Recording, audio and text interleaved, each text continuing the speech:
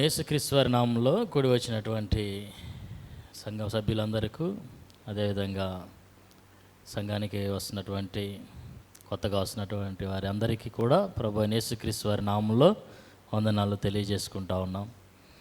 మనము గత కొన్ని వారాల నుంచి ఋతు గ్రంథాన్ని ధ్యానం చేస్తూ ఉన్నాం.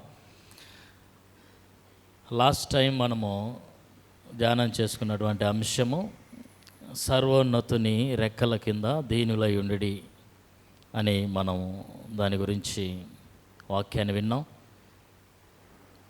ఈరోజు ఋతు గ్రంథము 2వ అధ్యాయము 14 నుంచి 18 వచనాలని ధ్యానం చేసుకుందాం. అంతకు ముందు వచనాల్లో బోయజు రూతుని గురించి విచారించినప్పుడు ఆమె మంచి సాక్ష్యాన్ని విని బోయజు ఆమెకు సహాయం చేయటానికి, కృప చూపించటానికి ఆయన ఒక అడుగు ముందుకు వేసి ఆమెకు మరొక కొంతగా భోజన కాలంలో కూడా ఆమెకి భోజనాన్ని ఏర్పాటు చేయటం అనేది జరుగుతూ ఉంది. ఈరోజు నేను చెప్పేటువంటి వాక్య భాగానికి నేను ఇచ్చేటువంటి టైటిల్ అర్హతకు మించిన ఆశీర్వాదము. అర్హతకు మించిన ఆశీర్వాదము. చాలా కాలం క్రితం ఒక చిన్న మారుమూల పల్లెటూరు గ్రామంలో ఒక పేద కుటుంబం నివసిస్తూ ఉండేది. ఆ కుటుంబంలో ఏ రోజుకి ఆ రోజు వాళ్ళు కూలి పని చేసుకొని తెచ్చుకొని వారు వండుకొని తింటూ ఉండేటువంటి వాళ్ళు. ఆ సమయాల్లో బాగా నిత్యావసర సరుకుల ధరలు బాగా పెరిగిపోయాయి. ఆయిల్ ప్యాకెట్లు అయితే ఇంకా 300-400కి చేరింది. అటువంటి సమయంలో వాళ్ళు ఆ నూనె కూడా కొనుక్కోలేనటువంటి పరిస్థితిలో ఉన్నప్పుడు ఎలాగైనా కొద్దిగా నూనె తెచ్చుకొని ఈరోజు కూర వండుకుందాం అని అనుకుంటున్నటువంటి క్రమంలో వారికి ఏం జరిగిందంటే, ఆ యొక్క రోడ్డు మీద నుంచి వెళ్తున్నటువంటి ఒక లారీ బోల్తా పడి ఆ లారీ కింద పడటం జరిగింది. ఆ కుటుంబస్తుల్లో ఆ కుటుంబ యజమాని ఆ లారీ దగ్గరికి వెళ్ళినప్పుడు ఆ యొక్క తిరగబడినటువంటి ఆయిల్ ట్యాంకరు శనగ నూనె తీసుకుని ట్రాన్స్పోర్ట్ చేస్తున్నటువంటి ఆయిల్ ట్రాన్స్పోర్ట్ చేస్తున్నటువంటి లారీ అక్కడికి ఇంకా గ్రామస్తులు అందరూ కూడా వచ్చి కింద పోతున్నటువంటి ఆయిల్ని క్యానుల్లో పట్టుకొని తీసుకొని వెళ్తూ ఉన్నారు. ఈ యొక్క కుటుంబ యజమానికి కూడా ఆ ఆయిల్ని సరిపడినంతగా ఆయన క్యానుల్లో పట్టుకొని ఇంటికి తీసుకెళ్ళాడు. కొద్దిగా ఉంటే చాలు అని వెళ్తున్నటువంటి ఆ వ్యక్తికి ఆ సంవత్సరానికి సరిపడంత సమృద్ధిగా ఆ యొక్క నూనె లభించినందుకు ఆయన దేవునికి స్తోత్రాలు తెలియజేసుకుంటూ ఇంటికి వెళ్ళాడు. సో ఈ యొక్క క్రమంలో కూడా రూతుకు కొంచెము ఆహారం లభించినా చాలు అని పనికి వచ్చినటువంటి పనులు ఏరుకోవడానికి వచ్చినటువంటి రూతుకు సమృద్ధిగా ఆహారం లభించటం, అదేవిధంగా తాను కన్నా తన అత్తకి పోషించడానికి కూడా సరిపడినంత ఆహారం లభించటం, అదేవిధంగా సమృద్ధిగా ధాన్యాన్ని ఇంటికి తీసుకొని వెళ్ళటం అనేటువంటిది జరుగుతూ ఉంది. సో కాబట్టి దేవుడు మన యొక్క జీవితాల్లో కూడా ఆయన ఆశీర్వాదాలు ఎలా ఉంటాయి అని అంటే సమృద్ధిగా మనకి అనుగ్రహించేటువంటి దేవుడు అని మనం జ్ఞాపకం చేసుకోవాలి. ముఖ్యంగా 3 విషయాల్ని మీ ముందుంచాలని ఆశపడతా ఉన్నాను. మొట్టమొదటి విషయం ఏంటంటే, దేవుడు మన పట్ల సమృద్ధిగా దయ చూపిస్తాడు. దేవుడు మన పట్ల సమృద్ధిగా దయ చూపిస్తాడు. రెండవ విషయము, దేవుని దయకు మనము శ్రద్ధతోనూ మరియు కృషితోనూ ప్రతిస్పందించాలి. దేవుని దయకు మనం శ్రద్ధతోనూ కృషితోనూ ప్రతిస్పందించాలి. మూడవ విషయము, దేవుని దయను మనము ఇతరులతో పంచుకోవాలి. దేవుని దయను మనం ఇతరులతో పంచుకోవాలి. మొట్టమొదటి పాయింట్, దేవుడు మన పట్ల సమృద్ధిగా దయ చూపిస్తాడు. చూడండి 14 నుంచి 16 వచనాల్లో చూస్తే, బోయజు, భోజన కాలమున నీవు ఇక్కడికి వచ్చి భోజనము చేసి చిరకలో నీ ముక్కను ముంచి తినుమని ఆమెతో చెప్పగా, చేను కోయి వారి యొద్ద ఆమె కూర్చుండెను. అతడు ఆమెకు పేలాలు అందిగా ఆమె తిని తృప్తి పొంది కొన్ని మిగిల్చెను అని అక్కడ రాయబడి ఉంది. చూడండి, బోయజు రూతుని భోజనానికి ఆహ్వానించాడు. ఇది కేవలం ఆమె యొక్క ఆకలిని తీర్చడానికి మాత్రమే కాదు, కానీ ఈ భోజనము అందించడం అనేది కేవలం ఆమె ఆకలి తీర్చడానికి మించింది. ఆమెను తనతో సమానత్వాన్ని కలిగించడానికి, అదేవిధంగా తన యొక్క పనివారితో సమానత్వాన్ని కల్పించడానికి, అదేవిధంగా తన కుటుంబ సభ్యురాలుగా ఆమెను ఆహ్వానించడానికి ఈ భోజనానికి పిలవటం అనేటువంటిది ఒక నిదర్శనంగా ఉంది అని మనం జ్ఞాపకం చేసుకోవాలి. బోయజు రూతుని భోజనానికి ఆహ్వానించడం అనేటువంటిది ఆ రోజుల్లో సాంస్కృతిక, సామాజిక, మతపరమైనటువంటి నియమ నిబంధనల్ని సవాలు చేసేదిగా ఉందని మనం జ్ఞాపకం చేసుకోవాలి. ఆ రోజుల్లో సంస్కృతి ఎలా ఉంటుంది అని అంటే, యజమానులు కూలీలతో కలిసి భోజనం చేయరు.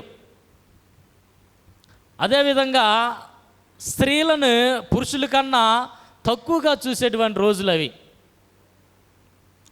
అదేవిధంగా విధవరాళ్లను ఇంకా చిన్న చూపు చూసేటువంటి రోజులు అవి. మరి ముఖ్యంగా పరదేశీయులను ఇంకా చిన్న చూపు చూసేటువంటి రోజులు అవి. సో పరదేశురాలైనటువంటి, విధవరాలైనటువంటి స్త్రీ అయినటువంటి ఈ రూతుని తనతో పాటు భోజనానికి ఆహ్వానించడం అనేటువంటిది ఆ రోజుల్లో సాంస్కృతిక, సామాజిక, మతపరమైనటువంటి ఆ యొక్క యూదుల నియమ నిబంధనలను సవాలు చేసేటువంటి చర్యగా ఇది ఉందని మనం జ్ఞాపకం చేసుకోవాలి. ప్రభు అయినటువంటి యేసుక్రీస్తు వారు కూడా భోజనానికి ఎలాంటి వారిని ఆహ్వానించాడు అని అంటే, మత్తయి సువార్త 9వ అధ్యాయం 10-13 వచనాలు మనకు చూస్తే, ఇంటిలో భోజనానికి యేసు కూర్చుండి ఉండగా, ఇదిగో సుంకరులను, పాపులను అనేకులు వచ్చి ఆయన శిష్యుల యొద్దను కూర్చుండి ఉండగా, పరిసయ్యులు అది చూచి, మీ బోధకుడు సుంకరులతోనూ పాపులతోనూ కలిసి ఎందుకు భోజనం చేయుచున్నాడని ఆయన శిష్యులను అడిగిరి. ఆయన ఆ మాట విని, రోగులకే కానీ ఆరోగ్యం గల వారికి వైద్యుడు అక్కర్లేదు కదా, అయితే నేను పాపులను పిలువవచ్చి తిని కానీ నీతిమంతులను పిలువ రాలేదు అని అన్నాడు. ప్రభు అయిన యేసుక్రీస్తు వారు కూడా అన్యులమైనటువంటి, పాపులమైనటువంటి, సుంకరులైనటువంటి మనలాంటి వారితో కలిసి భోజనం చేసినట్లుగా లేఖనం రాయబడి ఉంది. ఎందుకు పరిసయ్యులు అది చూసి కోప్పడ్డారు అంటే, కేవలం భోజనం పంచుకోవటం అనేది కేవలం వారి ఆకలి తీర్చడం కాదు, వారితో కలిసి భోజనం చేయటం అనేటువంటిది వారితో స్నేహం చేయటానికి ఒక నిదర్శనం, వారిని తమ కుటుంబ సభ్యులుగా ఆహ్వానించడానికి ఒక నిదర్శనం, తనతో సమానత్వపు హక్కుని కల్పించడానికి ఒక నిదర్శనం. కాబట్టే వీరిని ఎందుకు తనతో సమానులుగా ఎంచుతున్నాడు, వీరితో ఎందుకు స్నేహం చేస్తూ ఉన్నాడు, వీరిని ఎందుకు అంతగా ఆయన స్నేహితులుగా భావిస్తూ ఉన్నాడు అని వాళ్ళు హెచ్చరిస్తూ ఉన్నారు, ప్రశ్నిస్తూ ఉన్నారు. ఈ బోయజు రూతుని కూడా భోజనానికి ఆహ్వానించటము ప్రభు అయిన యేసుక్రీస్తు సుంకరులతో, పాపులతో కలిసి భోజనం చేయడానికి ఒక నిదర్శనంగా ఉందని మనం జ్ఞాపకం చేసుకోవాలి. ఇది ఎంత ఆశ్చర్యకరమైనటువంటి విషయం. చార్లెస్ స్పర్జన్ అనేటువంటి భక్తుడు ఏమంటాడు అంటే, నా దేవుడు పాపుల స్నేహితుడు, తప్పిపోయినటువంటి నన్ను తన విందులోకి ఆహ్వానించాడు, పడిపోయినటువంటి నాణ్యమునైనటువంటి నన్ను ఆయన వెతికి తిరిగి కనుక్కొని తన విందులోకి, తన భోజనశాలలోకి నన్ను ఆహ్వానించాడు. అవును, నేను సుంకరిని, నేను పాపిని, నా స్నేహితుడు యేసుక్రీస్తు అని చార్లెస్ స్పర్జన్ భక్తుడు అన్నాడు. సో కాబట్టి అన్యురాలైనటువంటి, విధవరాలైనటువంటి, పరదేశురాలైనటువంటి ఈ యొక్క రూతుని బోయాజు సంస్కృతిని, సమాజాన్ని, మతపరమైన ఆంక్షల్ని ఛేదించి వాటిని సవాలు విసిరి దేవుని దయను, ప్రేమను, కృపను ఆమెకు ప్రదర్శించినట్లుగా మనం చూస్తూ ఉన్నాం. చూడండి, మనం కూడా ఈ యొక్క దయను, ఈ యొక్క ప్రేమను, యేసుక్రీస్తు ప్రభు మన పట్ల చూపించినటువంటి ఆ ప్రేమను మన సంఘాల్లో, మన సమాజాల్లో కూడా మన సంస్కృతిని, సమాజాల్ని సవాలు విసిరే విధంగా చూపించేటువంటి వారంగా ఉండాలని దేవుని వాక్యం సెలవిస్తూ ఉంది. మన సంఘాల్లో అనేక రకమైనటువంటి జాతులు, వివిధ రకాలైనటువంటి జాతులు, కులాలు, అనేకమైనటువంటి వ్యక్తులు వస్తూ ఉంటారు. అటువంటి వారి మధ్యలో జాతి భేదము, కుల భేదము ఏమాత్రము చూపించకుండా ఆ యొక్క సంస్కృతుల్ని అధిగమించేటువంటి విధంగా దేవుని దయను వారి పట్ల మనం చూపించే వారిగా ఉండాలి. అదేవిధంగా సామాజిక స్థితిగతులను కూడా మనం అధిగమించే వారిగా ఉండాలి. కొంతమంది చదువుకున్న వాళ్ళు ఉంటారు, కొంతమంది చదువు లేని వాళ్ళు ఉంటారు, కొంతమంది ఉద్యోగస్తులు ఉంటారు, కొంతమంది నిరుద్యోగులు ఉంటారు. కాబట్టి వారి యొక్క సామాజికమైనటువంటి స్థితులను కూడా అధిగమించి వారితో స్నేహం చేసేవారిగా, దేవుని దయని వారి పట్ల చూపించేవారిగా మనం కూడా ఉండాలని దేవుని వాక్యం సెలవిస్తూ ఉంది. గలతీ పత్రిక 3వ అధ్యాయం 28వ వచనం చూస్తే, ఇందులో యూదుడని గ్రీసు దేశస్థుడని లేదు, దాసుడని స్వతంత్రుడని లేదు, యేసుక్రీస్తునందు మీరందరూ కూడా ఏకముగానున్నారు అనేటువంటి విషయాన్ని అపోస్తలుడైన పౌలు తెలియపరుస్తూ ఉన్నాడు. లింగ వివక్షతను కూడా మనం అధిగమించాలి. స్త్రీ అని తక్కువ చూడాల్సినటువంటి అవసరం లేదు, పురుషుడని నేను ఎక్కువ అన్నని అనుకోవడానికి వీల్లేదు. దేవుడు ఇద్దరిని కూడా ఆయన పోలికలో, ఆయన స్వరూపంలో సమానులుగా ఆయన ఎంచాడు, సృష్టించాడు. సో కాబట్టి ఎవరు ఎవరికన్నా ఎక్కువ కాదు, ఎవరు ఎవరికన్నా తక్కువ కాదు. కాబట్టి స్త్రీలు అని చెప్పేసి చిన్న చూపు చుట్టానికి కూడా వీల్లేదు. దీన్ని కూడా మనం అధిగమించేటువంటి వారంగా ఉండాలి. మతపరమైనటువంటి విభేదాలను అధిగమించేటువంటి వారంగా ఉండాలి. దేవుని ప్రేమ ప్రతి ఒక్కరికి కూడా అందుబాటులో ఉంది. ఏ మతం నుంచి వచ్చినటువంటి వ్యక్తి అయినా కానీ, ఈ మతాలు, కులాలు అన్ని మనుషులు సృష్టించుకున్న మతపరమైనటువంటి ఆంక్షలు మాత్రమే. వీటిని అధిగమించే విధంగా దేవుని దయను మనం ప్రదర్శించేటువంటి వారంగా ఉండాలి. కాబట్టి బోయజ్ కూడా రూతుకు ఈ విధమైనటువంటి సాంస్కృతికమైనటువంటి సవాళ్ళను ఎదుర్కొని దేవుని దయను ఆమె పట్ల కనబరిచినట్లుగా, యేసుక్రీస్తు ప్రభువారు కూడా సుంకరులను, పాపులను భోజనానికి పిలిచి ఆ రోజు పరిసయ్యులు, శాస్త్రులు, సద్దూకాయుల యొక్క నియమ నిబంధనలను సవాలు విసిరినట్లుగా ఈ రోజుల్లో క్రైస్తవులుగా మనం కూడా మన సంఘాల్లో, మన సమాజాల్లో కేవలం సంస్కృతులకి, సమాజానానికి భయపడి వారిని దూరం పెట్టకుండా, వాటికి లోబడి మనం వారిని దూరం పెట్టకుండా అందరం కూడా యేసుక్రీస్తులో ఒక్క శరీరమై ఉన్నాము అని అందరి కొరకు యేసుక్రీస్తు ప్రభు కలువరి శిలువలో తన ప్రాణాన్ని పెట్టాడు. ఇందులో యూదుడని లేదు, గ్రీసు దేశస్థుడని లేదు, ఆ కులమని లేదు, ఈ కులమని లేదు, ఆ మతమని లేదు, ఈ మతమని లేదు. ప్రతి ఒక్కరం కూడా క్రీస్తులో మనందరం ఈక్వల్ అనేటువంటి విషయాన్ని మనము ప్రతిబింబించేవారిగా, దేవుని దయను కనబరిచేవారిగా, మనం బోయజ్లాగా ప్రవర్తించేవారిగా ఉండాలని దేవుని వాక్యం సెలవిస్తుంది. చూడండి, అలానే 15వ వచనం మనం చూస్తే, 14వ వచనం చివరిలో చూస్తే, బోయజు భోజన కాలంలో నీవు ఇక్కడికి వచ్చి భోజనం చేసి చిరకలో నీ ముక్కను ముంచి తినమని ఆమెతో చెప్పగా, చేను కోయి వారి వద్ద ఆమె కూర్చుండెను. అతడు ఆమెకు పేలాలు అందిగా ఆమె తిని తృప్తి పొంది కొన్ని మిగిల్చిన రాయబడి ఉంది. కేవలం భోజనానికి ఆహ్వానించడం మాత్రమే కాదు, కానీ ఆమెకు ఒక స్పెషల్ డిష్, ఒక విశిష్టమైనటువంటి, ఒక ప్రత్యేకమైనటువంటి ఆహారాన్ని రూతుకి అందించినట్లుగా కూడా అక్కడ మనం చూస్తూ ఉన్నాం. బ్రెడ్, సాస్, అదేవిధంగా కాల్చినటువంటి మెరకలు ఆమెకి ఆహారంగా అందించినట్లుగా అక్కడ మనం చూస్తూ ఉన్నాం. ఇది ఒక ప్రత్యేకమైనటువంటి ఆహారము, రుచికరమైనటువంటి ఆహారము. అందుకే అక్కడ రాయబడింది, ఆమె తృప్తిగా తినిన తర్వాత కొన్ని మిగిల్చెను అని అన్నది. సో ఆమె తృప్తిగా తినగలిగేంత ప్రత్యేకమైనటువంటి ఆహారాన్ని బోయజు ఆమెకి అనుగ్రహించాడు.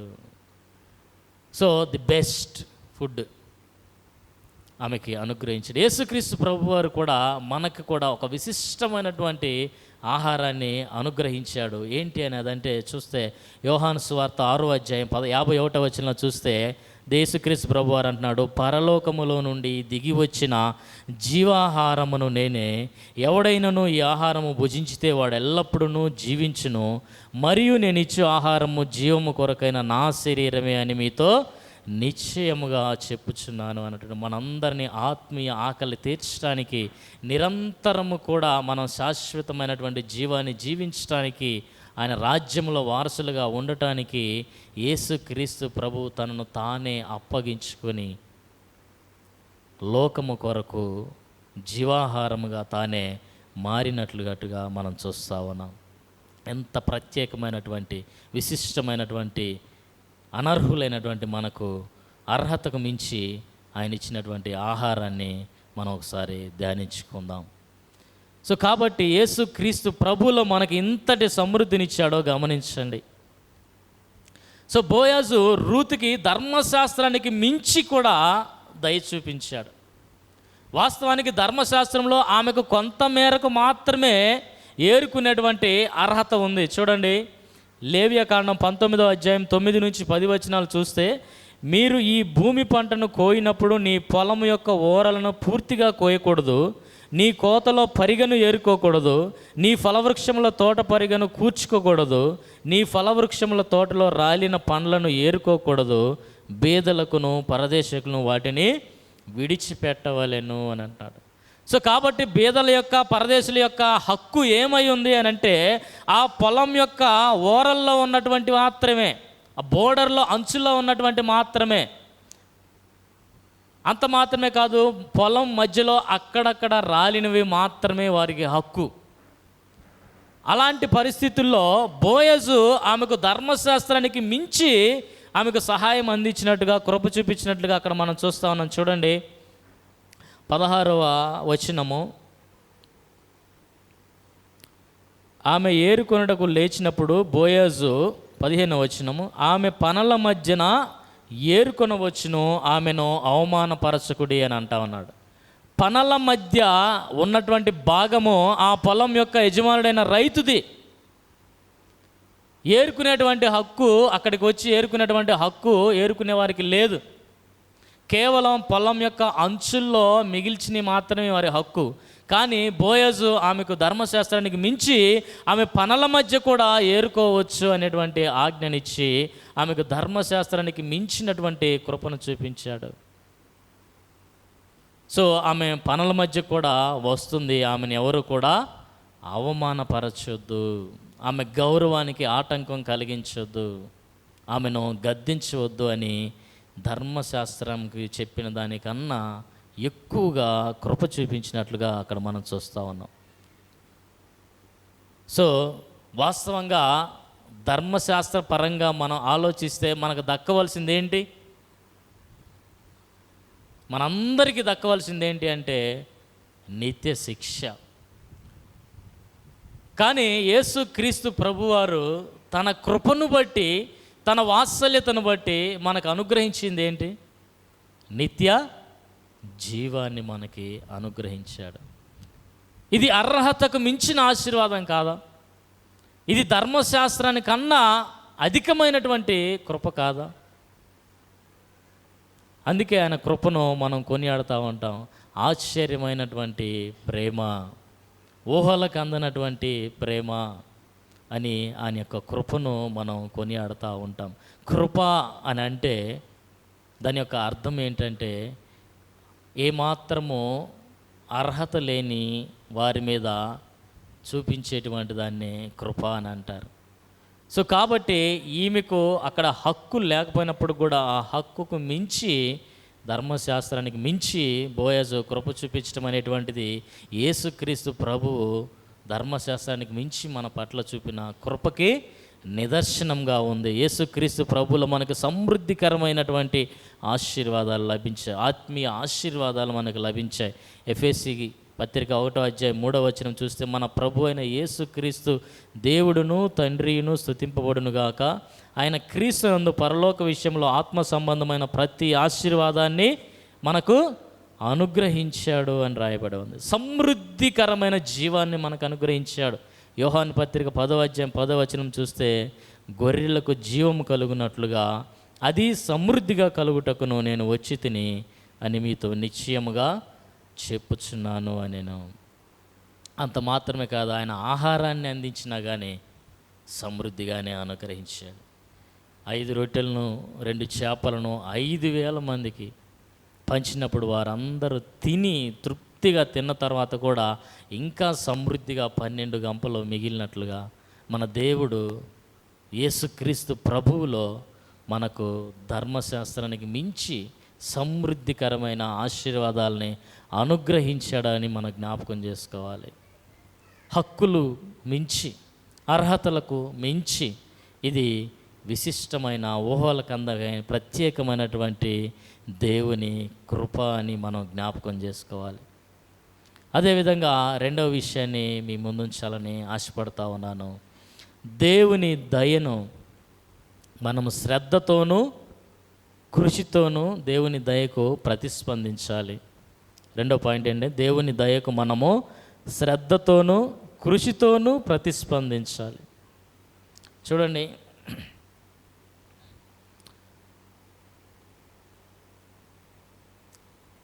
17వ వచనం. కాబట్టి ఆమె అస్తమయము వరకు ఆ చేనులో ఏరుకొనుచు దాన్ని ఏరుకొని దానిని దొల్లకొట్టగా అవి దాదాపు 2 అవలలాయెను. ఆమె అస్తమయం వరకు ఆ చేనులో ఏరుకుంటూ ఉంది అనేటువంటి మాట అక్కడ వ్రాయబడి ఉంది. రూతు బోయజ్ ద్వారా దయ పొందుకున్నప్పటికీ కూడా ఆమె సోమరిగా కూర్చోలేదు. ఆమె కష్టపడి శ్రద్ధతో సాయంకాలం వరకు ఆ పొలంలో ఏరుకున్నట్లుగా మనం చూస్తూ ఉన్నాం. తద్వారా ఆమె కృషికి, శ్రద్ధకి ప్రతిఫలంగా 2 అవలలో అక్కడ అయినట్లుగా మనం చూస్తూ ఉన్నాం. కాబట్టి దేవుడు మన పట్ల కృప చూపించేది మనం సోమరులుగా ఉండటానికి కాదు, నిష్క్రియాత్మకంగా ఉండటానికి కాదు, ఆయన కృపకి మరింతగా ఫలించడానికి, మరింతగా ఆయన్ని మహింపరచడానికి, మరింతగా పవిత్రీకరణలో మనం ఎదగటానికి దేవుడు మనకి కృపను అనుగ్రహిస్తాడు. దేవుడు మనకు కృపను అనుగ్రహించేది మనం సోమరులుగా ఉండటానికి కాదు. మనం ఏ పని చేయకుండా ఊరికే కూర్చొని దేవుడు కృప చూపిస్తాడులే అని అనటానికి కాదు. దేవుని కృప మనల్ని ఇంకా పని చేయిస్తూ ఉంటుంది. దేవుని కృప ఇంకా మనల్ని శ్రద్ధతో, కృషితో ముందుకు వెళ్ళే వాళ్ళగా ప్రోత్సహిస్తూ ఉంటుంది అనే విషయాన్ని జ్ఞాపకం చేసుకోవాలి. దేవుని యొక్క కృప మొట్టమొదటిగా అది మనల్ని సోమరిగా ఉండటానికి ఆహ్వానించేది కాదు అని జ్ఞాపకం చేసుకోవాలి. అది ఎటువంటి కృప అనంటే అది పని చేయించేటువంటి కృప. దేవుని కృప మనల్ని నిరుత్సాహపరిచేది కాదు, కానీ మనల్ని ప్రోత్సాహపరిచేది. మనం కృపచేతనే రక్షించబడ్డాం, కానీ ఆ కృపకు తగినట్లుగా జీవించడానికి శ్రద్ధతో, కృషితో మన యొక్క రక్షణని మనం కొనసాగించుకోవాలి.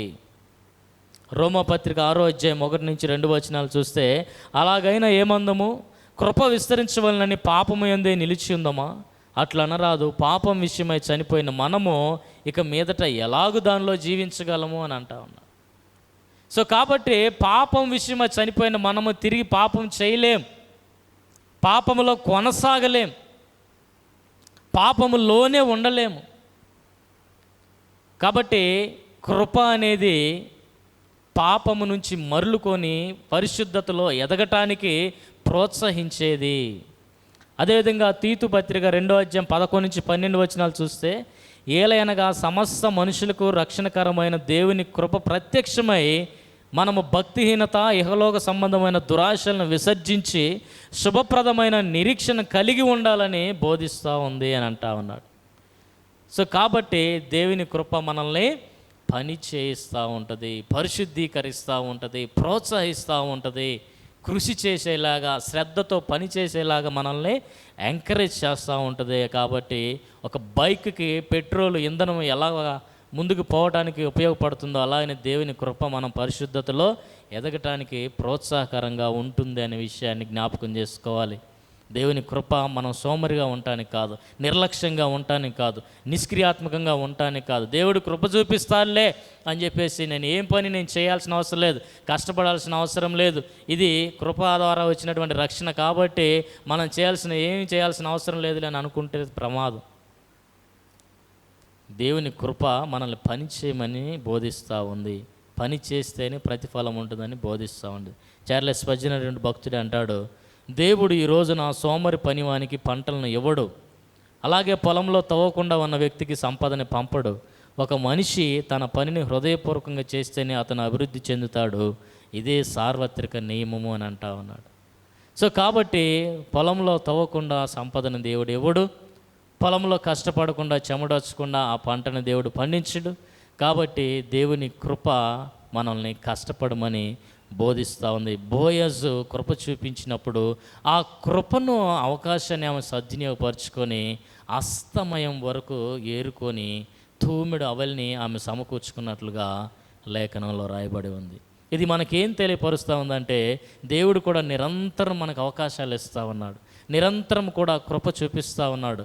దేనికి ఆ కృప అంటే మనం ఎదగటానికి, మనం ఇంకా అవకాశాలను సద్వినియోగపరచుకోవడానికి, ఇంకా దేవుడిచ్చేటువంటి ఆ యొక్క వరాలను, సామర్థ్యాలను, అవకాశాలను ఉపయోగించుకొని ఎదగటానికి. కాబట్టి మనం వాటిని సద్వినియోగపరచుకుంటున్నామా లేకపోతే దుర్వినియోగపరచుకుంటున్నామా?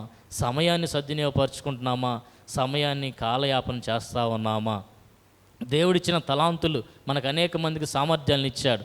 పాటలు పాడే సామర్థ్యాన్ని ఇచ్చాడు, వాక్యం చదివే సామర్థ్యాన్ని ఇచ్చాడు, సండే స్కూల్ టీచింగ్ చేసే సామర్థ్యం ఇచ్చాడు, దేవుని వాక్యం చెప్పే సామర్థ్యం ఇచ్చాడు, ప్రార్థన చేసే సామర్థ్యం ఇచ్చాడు, సువార్తీకరణ చేసే సామర్థ్యం ఇచ్చాడు. ఈ సామర్థ్యాలన్నిటిని కూడా దేవుని కృపను బట్టి ఇస్తా ఉన్నాడు. వాటిని సద్వినియోగపరుచుకుంటున్నామా, కృంగలో తొక్కుతున్నామా? దేవుడు బోలెడంత సమయాన్ని మనకి ఇంకా రక్షణ పొందడానికి ఇస్తున్నాడు. ఆ సమయాన్ని సద్వినియోగపరుచుకుంటున్నామా, దాన్ని ఇంకా నాశనం అవడానికి ఉపయోగించుకుంటున్నామా? రూతు ఆ కృపను సద్వినియోగపరుచుకుంది. ఆమెకు మనకి బెస్ట్ రోల్ మోడల్. దేవుని కృపను మనం కూడా సద్వినియోగపరుచుకోవాల్సిందిగా దేవుని వాక్యం సెలవిస్తూ ఉంది. దేవుని కృపకు విధేయతతో కూడినటువంటి క్రియలు ఉండాలి. దేవుని కృపకి మనం విధేయతతో కూడినటువంటి క్రియలను కనపరచాలి. క్రియలు లేకపోతే ఆ యొక్క విశ్వాసం వ్యర్థమని యాకోబు భక్తుడు 2వ అధ్యాయము 17వ వచనంలో అంటున్నాడు. కాబట్టి దేవుని కృపకు విధేయతతో కూడినటువంటి క్రియలను మనం కనబరచాలి. అలాగే విశ్వాసం క్రియలు లేనిదైతే అది ఒంటిగా ఉండి మృతమైపోతూ ఉంటుంది అని జ్ఞాపకం చేసుకోవాలి. క్రియలు లేని విశ్వాసము మృతము అని దేవుని వాక్యం సెలవిస్తుంది. కొంతమంది అంటారు, మనం కృపాయుగంలో ఉన్నామండి, మన ఇష్టానుసారంగా మనం జీవించవచ్చండి, కృపను బట్టే మనం పరలోకానికి వెళ్తామండి, నీ క్రియలను బట్టి కాదండి, నా క్రియలను బట్టి కాదండి అని చెప్పేసి హైపర్ గ్రేస్ని బోధిస్తూ ఉంటూ దేవుడు కృపామయుడండి, ఏం చేసినా ఎలాగున్నా మనం పరలోక రాజ్యానికి వెళ్తాము, రక్షణ పొందుతాము అని హైపర్ గ్రేస్ని బోధిస్తూ ఉంటారు. అది దేవుని వాక్యానికి విరుద్ధమైందని జ్ఞాపకం చేసుకోవాలి. అదేవిధంగా శ్రద్ధతో కృషి చేయటం ద్వారా దేవుడు మరింతగా మనకు సమృద్ధిని కూడా ఇస్తాడు. దేవుని కృపను ఉపయోగించుకొని శ్రద్ధగా కృషితో మనం పనిచేయటం వల్ల మరింత సమృద్ధిని కూడా దేవుడు ఇస్తారని దేవుని వాక్యం సెలవిస్తాం. చూడండి, సామెతల గ్రంథం 10వ అధ్యాయం 4వ వచనంలో చూస్తే, బద్ధకంగా పనిచేయవాడు దరిద్రుడగును, శ్రద్ధ గలవాడు ఐశ్వర్యవంతుడగునని దేవుని వాక్యం సెలవిస్తూ ఉంది. కాబట్టి మనము శ్రద్ధ కలిగి పని చేస్తే దేవుడు దాన్ని దీవించి సమృద్ధినిస్తారని దేవుని వాక్యం మనకు సెలవిస్తూ ఉంది. రూతు కూడా శ్రద్ధగా ఏరుకోవటం ద్వారా సుమారు 13 నుంచి 15 కిలోల ధాన్యాన్ని ఆమె సంపాదించుకుంది. తూమెడు అవలలు ఆయన ఉంది. హెబ్రీ భాషలో ఎఫా అనేటువంటి పదం ఉపయోగించారు. అది ఎంత అంటే సుమారు దాదాపు 13 నుంచి 15 కేజీలు ఆమె ఆ రోజంతా కష్టపడి ఏరింది. ఆమె ఏరుకున్న దాన్ని దుల్లగొట్టినప్పుడు 15 కేజీలు ధాన్యం అయిందని జ్ఞాపకం చేసుకోండి.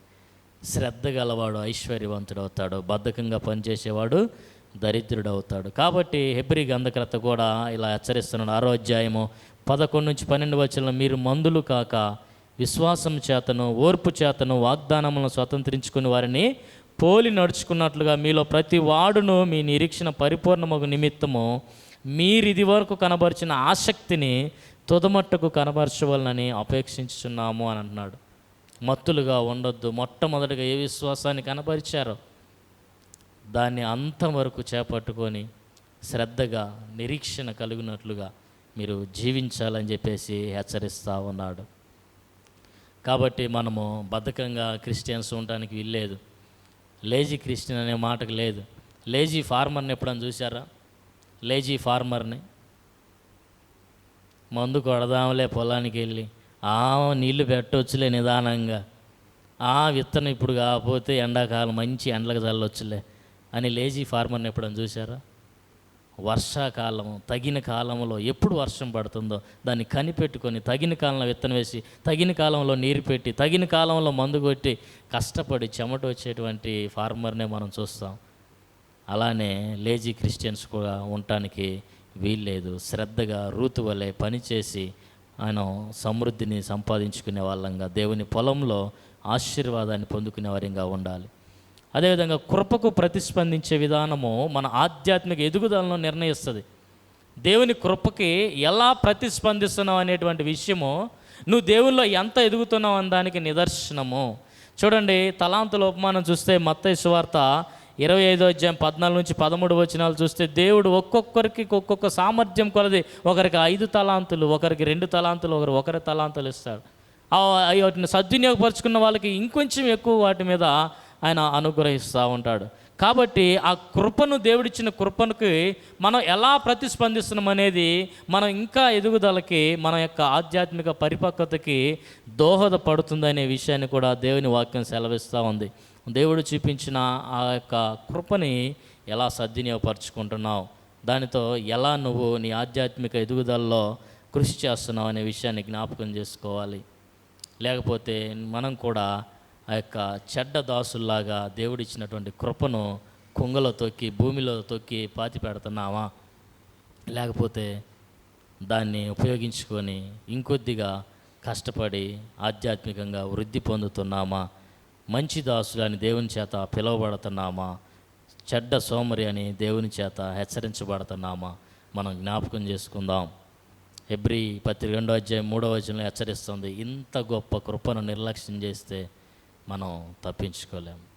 రూతు ఆ కృపను సద్వినియోగపరుచుకుంది. సాయంకాలం వరకు ఆ యొక్క అవకాశాలని వినియోగించుకుంటూ, బోయజ్ ఇచ్చినటువంటి అవకాశాలని వినియోగించుకుంటూ సాయంకాలం వరకు ఆమె ఏరుకున్నట్లుగా మనం చూస్తాం. సో మనం కూడా దేవుడు విస్తారంగా మనకు అవకాశాలు ఇస్తున్నాడు, విస్తారంగా మనకు సమయాన్ని ఇస్తున్నాడు, విస్తారంగా సామర్థ్యాలను ఇస్తూ ఉన్నాడు. మనం ఉపయోగించుకుంటున్నామా, వాటిని మట్టిలో పాతి పెడుతున్నామా జ్ఞాపకం చేసుకుందాం. అదేవిధంగా చివరిగా 3వ విషయాన్ని మీతో పంచుకోవాలని ఆశపడతా ఉన్నాను. దేవుని దయను మనము ఇతరులతో పంచుకోవాలి. షేరింగ్. దేవుడు విస్తారంగా ఈ విధంగా కృప చూపించాడు కదా, దాన్ని ఇతరులతో పంచుకోవాలి. చూడండి 18వ వచనం, ఆమె వాటిని ఎత్తుకొని ఊరిలోకి వచ్చినప్పుడు ఆమె అత్త ఆమె ఏరుకున్న వాటిని చూచెను. ఆమె తిని తృప్తి పొందిన తరువాత తాను మిగిల్చిన దాన్ని చూపించి ఆమెకి ఇచ్చెను. రూతు తన ఆహారాన్ని తృప్తిగా తిని మిగిల్చినటువంటి ఆహారాన్ని తన అత్తతో, నయోమితో పంచుకున్నట్లుగా అక్కడ మనం చూస్తూ ఉన్నాం. మనం దేవుని దయను ఇతరులతో పంచుకోవటం కూడా కేవలం ఒక మంచి పని మాత్రమే కాదు, అది క్రైస్తవ జీవితంలో మనకు ఉండవలసిన ఒక ప్రాముఖ్యమైన లక్షణం. దేవుని యొక్క కృపను ఇతరులతో పంచుకోవాలి, షేరింగ్. రూతు తనకు లభించినటువంటి దయను నయోమితో పంచుకున్నట్లుగా దేవుడు మనకు అనుగ్రహించిన కృపను, సమయాన్ని, ధనాన్ని, సామర్థ్యాన్ని ఇతరులతో పంచుకోవాలి అని దేవుని వాక్యం సెలవిస్తూ ఉంది. అలా ఇతరులతో పంచుకోవటం వల్ల మనకు కలిగేటువంటి ప్రయోజనాలు ఏంటి, పంచుకోవటం యొక్క అసలు ప్రాముఖ్యత ఏంటి, దేవుని దయను ఇతరులతో ఎందుకు పంచుకోవాలి, అలా పంచుకోవటం వల్ల ఉపయోగం ఏంటి? రూతు తనకు దొరికినటువంటి కృపను తన అత్తతో పంచుకుంది. అలానే దేవుడి ద్వారా మనం దయను పొందుకున్నాం, విస్తారంగా కృపను పొందుకున్నాం. మనం ఇతరులతో దాన్ని పంచుకుంటున్నామా, లేకపోతే మనతోటే దాన్ని అడ్డుగోడలు కట్టి ఆపేస్తా ఉన్నామా జ్ఞాపకం చేసుకుందాం.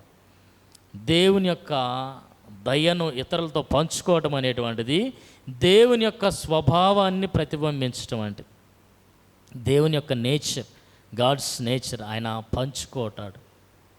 యేసుక్రీస్తు ప్రభు తన భోజనాన్ని పంచుకున్నాడు. దేవుని యొక్క స్వభావం అది. కాబట్టి మనము ఇతరులతో దేవుని దయను పంచుకోవటం ఏంటంటే ఆయన స్వభావాన్ని ఇతరులకు చూపించటం. దేవుడు మన ఆయన కృపను ఉచితంగా సమృద్ధిగా ఇచ్చాడు.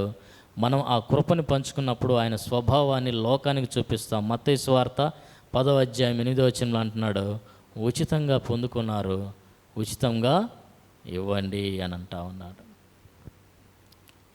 1 పేతురు 4వ అధ్యాయం 10వ వచనంలో కూడా చూస్తే, దేవుని నానా విధములైన కృప విషయమై మంచి గృహ నిర్వాహకులై ఉండి ఒక్కొక్కడు కృపా వరము పొందిన కొలది ఒకరికొకడు ఉపచారం చేయండి, ఒకరికొకరు దాన్ని పంచుకోండి. నీవు పొందుకున్న ఈ కృపావరముతోట ఇంకొకరికి ఉపచారం చేయండి. అలానే నీవు పొందుకున్నటువంటి ఆ కృపావరమును ఇతరులతో పంచుకొని వారికి ఉపచారం చేయండి అని పేతురు హెచ్చరిస్తూ ఉన్నాడు. ఇలా పంచుకోవటం అనేటువంటిది దేవుని యొక్క నేచర్ని, స్వభావాన్ని ఇతరులకి చూపించటం వంటిది. అదేవిధంగా ఇది మనము కృతజ్ఞత కలిగి ఉన్నాము దేవుని పట్ల అనటానికి ఒక సహజమైన ఫలితం ఇది. ఇతరులకు దయను పంచుకోవటం అంటే మనం కృతజ్ఞత కలిగి ఉన్నామని చెప్పడానికి నిదర్శనం. మనం పొందిన దయను గుర్తించినప్పుడు హృదయపూర్వక కృతజ్ఞతతో నిండి ఇతరులకు కూడా ఆ దయను పంచిపెట్టాలని కోరుకుంటూ ఉంటుంది. చూడండి, 2 కొరింథీ 1వ అధ్యాయం 3-4 వచనాలు చూస్తే పౌలు అంటున్నాడు, కనికరము చూపు తండ్రి, సమస్తము అయిన ఆదరణను అనుగ్రహించి దేవుడు, మన ప్రభు అయిన యేసుక్రీస్తు తండ్రియునైన దేవుడు స్తుతింపబడునుగాక. ఆయన మమ్మల్ని ఏ ఆదరణతో ఆదరించుచున్నాడో ఆ ఆదరణతో ఎట్టి శ్రమలో ఉన్నవారినైనా ఆదరించుటకు శక్తి గలవారు మగునట్లు ఆయన మా శ్రమ అంతట్లో మమ్మల్ని ఆదరిస్తున్నాడు. అపోస్తలుడైన పౌలు ఎట్టి ఆదరణ పొందుకున్నాడో తెలియపరుస్తున్నాడు. ఆ పొందుకున్న ఆదరణ బట్టి ఎట్టి శ్రమల్లో ఉన్న వాళ్ళనైనా నేను ఆదరించడానికి శక్తి కలిగిన వాడిని అయ్యాను అని అంటున్నాను. సో అలానే దేవుడి దగ్గర నుంచి పొందుకున్న ఆయన ఆదరణ ఇతరులతో పంచుకుంటా ఉన్నాడు. ఆ ఆదరణతో ఇతరుల్ని ఆదరిస్తూ ఉన్నాడు. సో కాబట్టి మనం కూడా దేవుని దగ్గర నుంచి పొందుకున్నటువంటి ఆ దయను ఇతరులతో పంచుకునే వారిగా ఉండాలి అని దేవుని వాక్యం సెలవిస్తూ ఉంది. అలా పంచుకోవటం వల్ల ఏం జరుగుతుందంటే సంఘం బలపడతా ఉంటుంది. సంఘము బలపడతా ఉంటుంది. దేవుని కృపను దయను పంచుకోవడం ద్వారా విశ్వాసులు ఒకరికొకరు సహాయంగా ఉంటారు. సంఘం ఆధ్యాత్మికంగా భౌతికంగా బలపడతా ఉంటుంది. ప్రారంభ సంఘాల్లో కూడా వీళ్ళు సంఘ సభ్యులు కూడా ఒకరితో ఒకరు పంచుకున్నారు. ఒకరి భోజనము ఒకరు పంచుకున్నారు. అందరూ కూడా ఒక ఇంటింటా కూడి రొట్టె విరుచుటయందు సహవాసమందును ఎడతెగక ఉన్నారు. కలిసి భోజనం చేశారు. ప్రతి వారు తమకున్న చిరాస్థిర ఆస్తుల్ని అమ్మేసి సమృద్ధిగా పెట్టి అందరి అక్కర కొలత పంచిపెట్టాడు. దేవుని దగ్గర నుంచి పొందుకున్నటువంటి ఆ కృపను వారు ఇతరులతో పంచుకున్నట్లుగా, అలా పంచుకోవటం ద్వారా వారిలో ఐక్యత, అలా పంచుకోవటం ద్వారా వారిలో మంచి సాక్ష్యము, అలా పంచుకోవటం ద్వారా వారు సంఘంగా ఒక బలం పొందుకున్నట్లుగా అక్కడ మనం చూస్తూ ఉన్నాము. కాబట్టి ఇలా దేవుని దయను ఇతరులతో పంచుకున్నప్పుడు ఈ విధంగా ఒకరిని ఒకరు ఆదరించుకుంటాం, ఒకరికొకరు బలపడతాము అనే విషయాల్ని తెలియపరుస్తూ ఉన్నాడు. అలానే అలా పంచుకోవటం గలతీ పత్రిక 6వ అధ్యాయం 10వ వచనం చూస్తే, కాబట్టి మనకు సమయం దొరికిన కొలది అందరి ఎడలను, విశేషంగా విశ్వాస గృహానికి చేరిన వారి ఎడలను మేలు చేద్దాము అని అపోస్తలుడైన పౌలు అంటున్నాడు. చివరిగా అలా పంచుకోవటం అనేటువంటిది సువార్తకు సజీవ సాక్ష్యం. దేవుని దయను ఇతరులతో పంచుకోవటం అనేటువంటిది సువార్తకి ఒక సజీవ సాక్ష్యం. మనం ఇతరులకి నోటి మాటలు చెప్పినప్పుడు కన్నా, మాటల కన్నా మన జీవితమే ఎక్కువ ప్రభావవంతంగా వారితో మాట్లాడుతూ ఉంటుంది. దేవుని కృపను అన్యులకి మనం చూపించినప్పుడు, పంచుకున్నప్పుడు ఆ కృపను, ఆ దయను చూసి వారు కూడా ఇటువంటి దయామయుడైనటువంటి దేవుడు నాకు దేవుడుగా ఉండాలని ప్రేరేపించబడతారు. ఆ విధంగా మనం వాళ్ళకి సువార్తని ప్రకటించవచ్చు. సువార్తని మన జీవితాల ద్వారా కూడా, దేవుని దయను పంచుకోవడం ద్వారా కూడా చూపించవచ్చు, ప్రకటించవచ్చు అనే విషయాన్ని జ్ఞాపకం చేసుకోవాలి. అది నోటి మాట కన్నా ఇంకా ప్రభావవంతంగా పనిచేసే సజీవ సువార్త అని జ్ఞాపకం చేసుకోవాలి. నోటి మాట కన్నా ఇంకా ఎక్కువ ఎఫెక్టివ్గా వ్యక్తుల మార్పును తీసుకొస్తూ ఉంటుంది మన యొక్క జీవితంలో మనం చేసేటువంటి అలాంటి క్రియ. మత్తయి సువార్త 5:16 ఆ మాట ఉంటుంది, మీ వెలుగు మనుషులందరి ఎదుట ప్రకాశింపనీయుడి, అప్పుడు మీ నీతి క్రియలను చూసి వారు మీ నీతి క్రియలను చూసి పరలోకమందున్న మీ తండ్రిని మహిమపరుస్తారు. సో కాబట్టి దేవుణ్ణి వారు మహిమపరిచినట్లు వారితో ఈ దయను పంచుకునే వారిగా ఉండాలి. అదేవిధంగా ఈ దయను ఇతరులతో పంచుకోవడం అనేటువంటిది దేవుని ఆజ్ఞకు విధేయత చూపించడం వంటిది. దేవుడే సెలవిస్తా ఉన్నాడు అలా పంచుకోమని. చూడండి 19వ అధ్యాయం లేవీకాండం 19:18 అంటున్నాడు, నీ వలె నీ పొరుగు వారిని ప్రేమించుము. నిన్ను నువ్వు ఎలా ప్రేమించుకుంటావో, నీకు ఎలాంటి కృప దొరికితే బాగుంటుంది అనుకుంటావో అలాంటి కృప ఇతరులకు కూడా చూపించు అని దాని అర్థం. నీ వలె నీ పొరుగువాన్ని ప్రేమించు అని అంటున్నాడు. అదేవిధంగా యోహాన్ అంటున్నాడు, 1 యోహాను 3:17-18 ఈ లోకపు జీవనోపాధి గలవాడు అయి ఉండి తన సహోదరునికి లేమి కలుగుట చూచి కూడా అతని ఎడల ఎంత మాత్రము కనికరం చూపని వాని యందు దేవుని ప్రేమ ఎలాగు నిలుచును?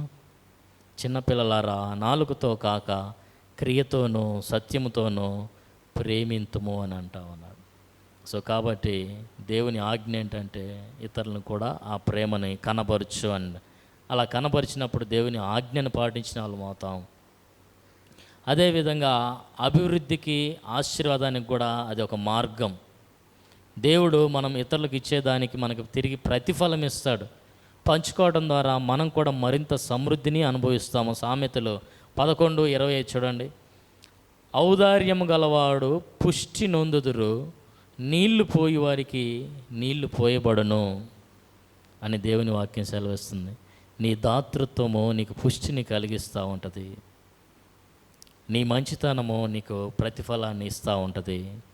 ఒక భక్తుడు అంటున్నాడు, నీవు సహాయం చేసిన పేదవాడు నిన్ను ధనవంతునిగా చేస్తాడు, నీవు సేవ చేసిన రోగే నిన్ను బలవంతునిగా చేస్తాడు, నీవు చేసే ప్రతి సేవ ద్వారా నీకే మేలు కలుగుతుంది అని అంటారు.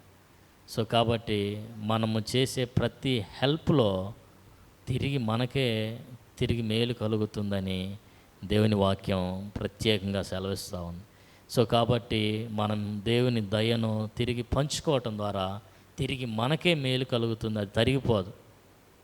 రూతు తాను సేకరించిన ఆహారాన్ని తన అత్తతో పంచుకోవటం ద్వారా తిరిగి దేవుడు ఆమెకే సమృద్ధిని, మేలుని అనుగ్రహించినట్లుగా మనం చూస్తూ ఉన్నాం. ఆమెను యేసుక్రీస్తు ప్రభు జనన వృత్తాంతంలో ఒక జననిగా దీవించాడు, బోయజుకు భార్యగా దీవించాడు, ఆమె గురించి బైబిల్ గ్రంథంలో రాయబడేలాగా ఆమెను దీవించాడు. ఆమె పంచుకున్నటువంటి ప్రేమ తిరిగి ఆమెకే ప్రతిఫలాన్ని ఇచ్చినట్లుగా కూడా మనం చూస్తూ ఉన్నాం. సో మనం కూడా ఇతరులకి మనం పొందుకున్న ప్రేమను కనబరుస్తున్నామా, కనబరచట్లేదా? ఇతరులకి ఆ దేవుని దయను మన జీవితం ద్వారా, మన మాటల ద్వారా, మన ప్రవర్తన ద్వారా, మన భోజనాన్ని పంచుకోవటం ద్వారా, ఆతిథ్యం అనుగ్రహించటం ద్వారా, మనము వాళ్ళకి హెల్ప్ చేయటం ద్వారా పంచుకుంటున్నామా లేదా జ్ఞాపకం చేసుకోవాలి. ఒక వ్యక్తిని భోజనానికి ఆహ్వానించటం అంటే ఆ వ్యక్తిని కుటుంబంలోకి ఆహ్వానించటం అని జ్ఞాపకం చేసుకోవాలి. ఆతిథ్యాన్ని ఇద్దాం, భోజనానికి పిలుద్దాం, దీన్ని డెవలప్ చేసుకుందాం. ఈ కల్చరు మనలో ఇంకా స్లోగా ఉంది. భోజనానికి ఇతరులను ఆహ్వానించేటువంటి దాంట్లో మనం వెనకబడ్డాం. దేవుని ప్రేమను ఇతరులతో పంచుకునే విషయంలో వెనకబడ్డాం. హాస్పిటాలిటీలో మనం చాలా వెనకబడ్డాం. పరిచర్యలో మనం వెనకబడ్డాం. ఇదంతా కూడా దేవుడు తిరిగి ఆ ప్రేమను, మనం పొందుకున్న ప్రేమను వారికి చూపిస్తున్నాం. అట్ ద సేమ్ టైం మనం చూపించిన ఆ ప్రేమకు ప్రతిఫలాన్ని కూడా దేవునిలో మనం పొందుకుంటున్నాం. ఎన్ని ప్రయోజనాలు ఉన్నాయో చూడండి. దేవుని ఆజ్ఞ నెరవేర్చిన వాళ్ళం అవుతున్నాం, సంఘాన్ని బలపరిచిన వాళ్ళం అవుతున్నాం, తిరిగి మనం మేలు పొందుకున్న వాళ్ళం అవుతున్నాం, దేవుని స్వభావాన్ని ప్రతిబింబించిన వాళ్ళం అవుతున్నాం, సువార్తకు సజీవ సాక్ష్యంగా మన యొక్క జీవితాలని కనబరిచిన వాళ్ళం అవుతున్నాం.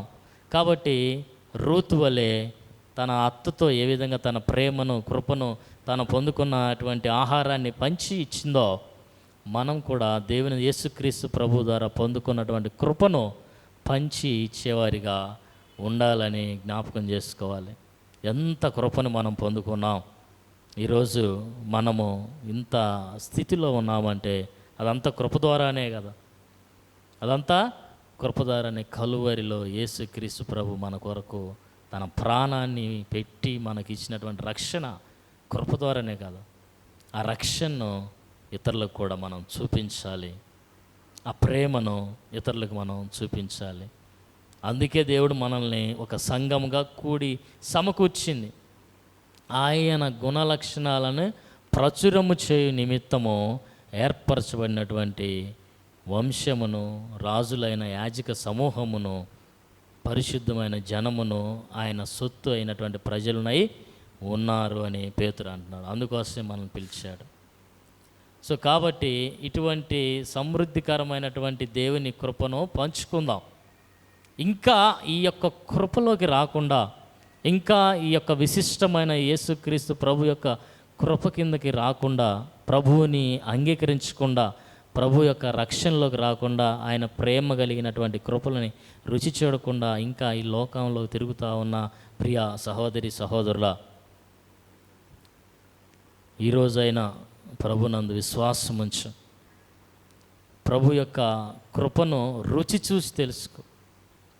రూతు ఏ విధంగా ఆయన యొక్క రెక్కల క్రిందకు వచ్చి ఆయన కృపను రుచి చూసి తెలుసుకుందో, నీవు కూడా ఆయన కృపను రుచి చూసి తెలుసుకో.